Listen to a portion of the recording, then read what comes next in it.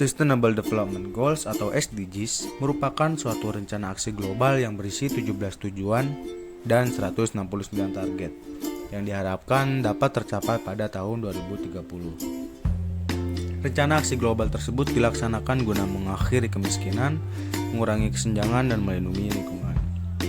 SDGs berlaku bagi seluruh negara atau bersifat universal. Seluruh negara memiliki kewajiban moral untuk mencapai tujuan dan target SDGs. Salah satu poin dalam SDGs ada pada nomor 4 ialah pendidikan berkualitas. Pendidikan dewasa ini merupakan hak mendasar di dalam nilai kehidupan manusia. Pendidikan memiliki peran yang sangat penting untuk menunjang kehidupan manusia karena pada dasarnya manusia dalam melaksanakan kehidupannya tidak lepas dari yang namanya pendidikan.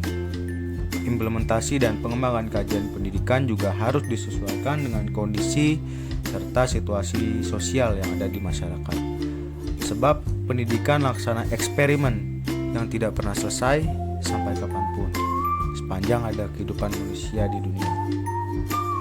Dikatakan demikian karena pendidikan merupakan bagian dari kebudayaan dan peradaban manusia yang terus berkembang.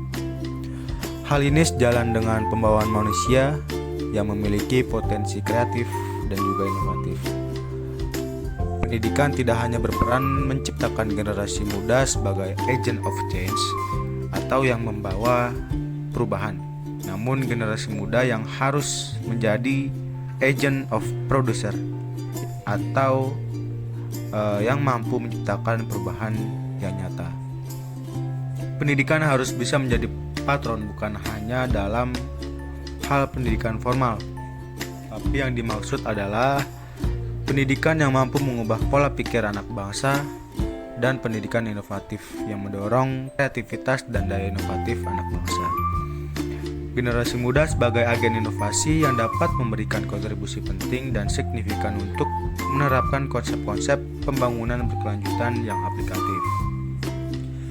Berdasarkan hal di atas, tujuan pendidikan pun akan menjadi tumpuan upaya pemerintah untuk mendorong pencapaian tujuan dan sasaran pembangunan berkelanjutan dalam era Sustainable Development Goals hingga 2030. Selain itu, melihat pemerataan pendidikan di Indonesia tentunya memang belum merata dan terpenuhi semuanya. Hal ini terjadi karena Indonesia mempunyai banyak pulau dan daerah yang mana masih ada daerah di pedalaman yang tertinggal. Contohnya seperti minimnya gedung sekolahan, guru, dan juga fasilitas. Tidak hanya itu, faktor lainnya yaitu masih banyaknya anak yang tidak melanjutkan sekolah atau putus sekolah karena faktor ekonomi keluarga, sosial, dan psikologi pada anak tersebut. Selanjutnya, pendidikan terutama untuk anak yang masih membutuhkan bimbingan ilmu, arahan, dan keterampilan untuk bekal di masa depan. Membangun dan meningkatkan fasilitas pendidikan yang ramah anak, ramah penyandang cacat dan gender, serta menyediakan lingkungan belajar yang aman, anti kekerasan, inklusif, dan efektif bagi semua. Masalah pemerataan pendidikan di Indonesia adalah persoalan bagaimana sistem pendidikan dapat menyediakan kesempatan yang seluas-luasnya kepada seluruh warga negara untuk memperoleh pendidikan, sehingga pendidikan itu menjadi wahana bagi pembangunan sumber daya manusia untuk menunjang pembangunan. Pemerataan pendidikan ini adalah kesempatan bagi anak untuk mendapatkan pendidikan dan keadilan dalam memperoleh pendidikan yang sama dalam ruang lingkup masyarakat. Pendidikan di Indonesia tentunya bisa menjadi wadah bagi pembangunan bangsa agar anak didik dapat meningkatkan potensinya masing-masing. Maksud tersebut juga tertuang dalam Undang-Undang 1945 yaitu memajukan kesejahteraan umum dan mencerdaskan kehidupan bangsa. Selain itu juga melalui Perpres nomor 59 tahun 2017 tentang pelaksanaan pencapaian tujuan pembangunan berkelanjutan mengamanatkan bahwa untuk mencapai sasaran SDGs akan disusun 3 dokumen perencanaan, yaitu peta jalan SDGs, kemudian rencana aksi nasional, dan juga rencana aksi daerah provinsi. Dalam mewujudkan SDGs dalam tujuan keempat, pendidikan berkualitas ini harus disertai juga dengan guru yang berkualitas. guru sebagai unsur sistem pendidikan sangat berperan di dalam menggerakkan mutu roda pendidikan.